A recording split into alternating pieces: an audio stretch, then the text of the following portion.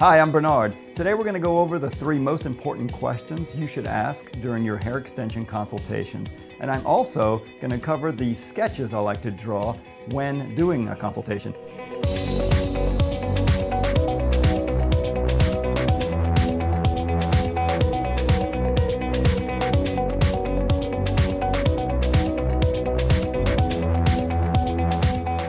So those 3 questions are: how did you hear about us? Have you ever worn hair extensions before? And how much do you think they cost? Now let's break those 3 questions down. So the person asking the questions in a consultation is the person in control. When your customer first asks you, do you do extensions, how much they cost, they're controlling the situation or the consultation. By taking control back, by asking these 3 questions, puts you in control. So that first question, how did you hear about us? That lets you know where your marketing dollars are being best spent, if you're marketing at all. Second, have you had hair extensions before? Have you worn hair extensions before? That helps you know so much more about what they really want to know. How much is their experience level? It'll let you know what you should talk to them about during the consultation. The third one is, how much do you think they cost? Customers are always calling the salon saying, or walking in saying, do you do extensions? What do they cost? And usually you just answer and kind of freeze, and they say yes or no and walk out.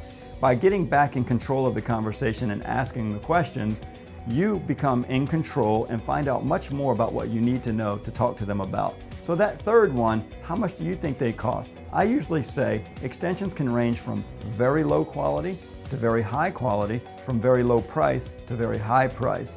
So by asking your customer when they ask you how much do they cost, you say, what do you think they cost?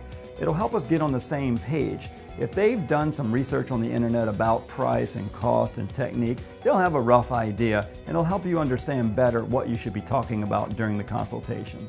2 of the biggest fears clients have during this consultation is how much it costs and does it cause damage. So one of the things I like to do is draw a few things out on paper, which we'll do on a whiteboard here today, just to show some of the ways extensions don't have to be damaging if done correctly.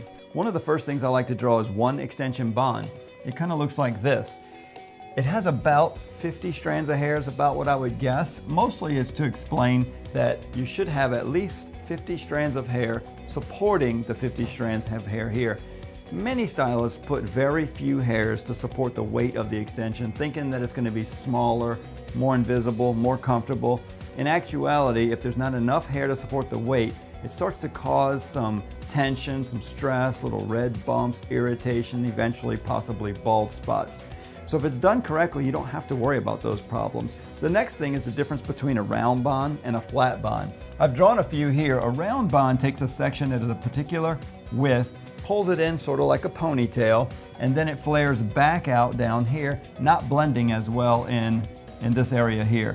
The next thing is a flat bond. If you do a flat bond correctly, the width should stay the same here and all the way through, and it's just a better blend no matter where you are on the bond. The flat bond lays a little closer to the head, it's a little more comfortable, and it just looks more natural. The round bonds tend to be a little ropey at the end, whereas the flat bonds are very natural laying across. So then it comes to application for the stylist when they're putting them in, and this is one of the things we cover in our training classes.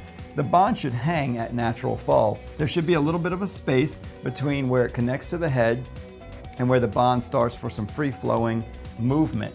Every hair should be supporting the weight of the bond the same.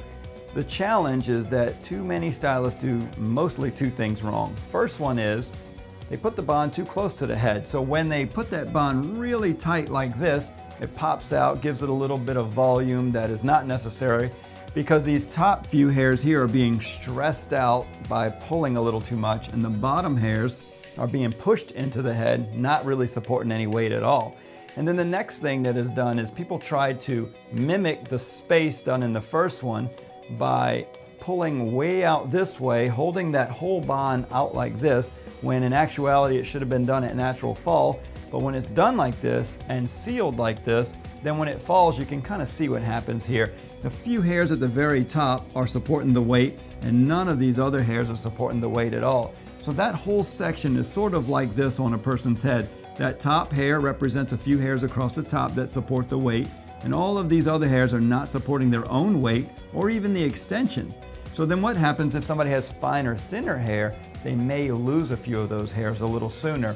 So some of these hairs here fall out and the weight drops to the next little section until they get irritated and fall out. Before you know it, you have a bald spot or many of them across the head. This doesn't have to happen if they're done correctly.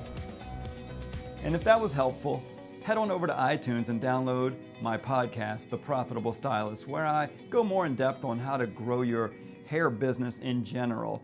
And if you need to go on over to the website to get it, theprofitablestylist.com.